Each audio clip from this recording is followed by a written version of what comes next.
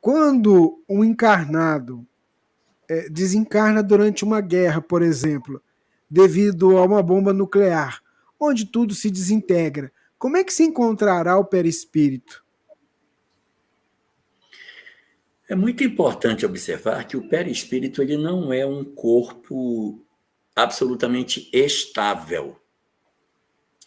Allan Kardec, quando trata da questão do perispírito na Gênese, ele comenta que ele é um corpo formado por uma série de fluidos que se alteram à medida que o espírito vai modificando.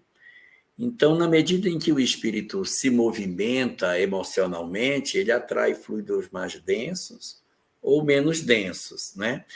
Então, naturalmente, ele vai tendo características que vão ser muito próprias da condição espiritual que ele tenha.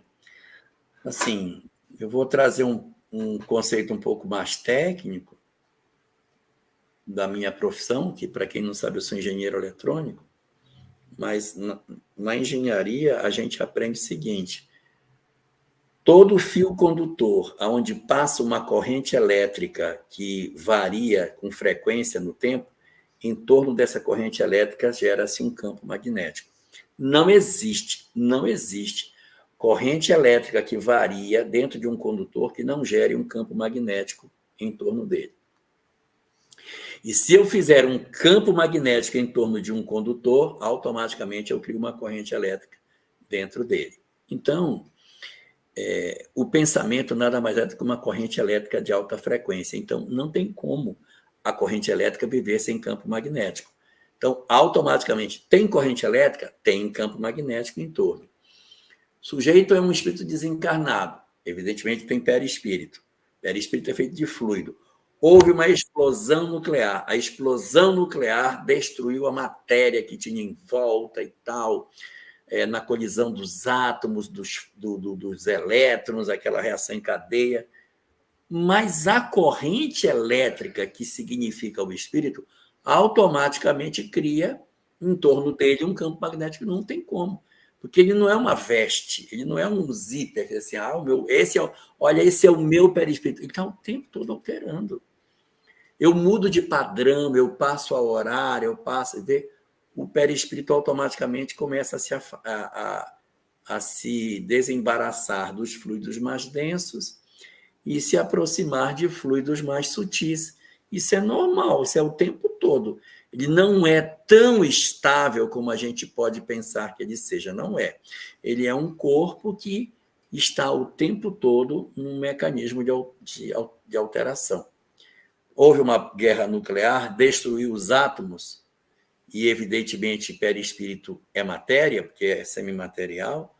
Outros elementos constitutivos dos fluidos que não foram atingidos pela bomba, naturalmente serão chamados imantados para se vincular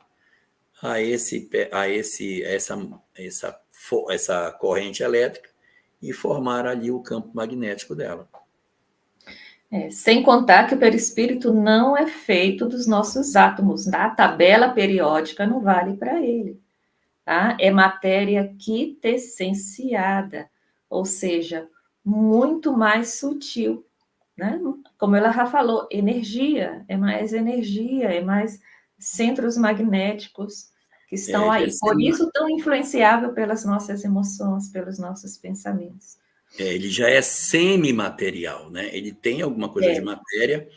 André Luiz, quando fala sobre ele no livro Evolução em Dois Mundos, diz que ele tem uma estequiometria própria de elementos químicos que estão abaixo do hidrogênio. Como abaixo do hidrogênio? Se o hidrogênio só tem um próton, então ele tem meio próton, um terço de próton, um quinto, um décimo, sei lá. Subdivisões, né? É uma outra tabela periódica anterior ao hidrogênio.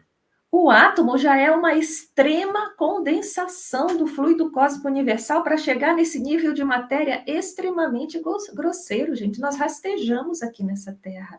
O espírito volita, anda à velocidade do pensamento, põe a velocidade da luz no chão, entendeu? Então, é outra realidade material. Nós já somos muito primitivos materialmente. Então, não vamos transferir esse primitivismo para o mundo espiritual. Quando falam todas as religiões das maravilhas que é nós nos engrandecermos para podermos vibrar, olha, vibrar, sintonizar com essas energias superiores, é porque a coisa é muito diferente do lado de lá.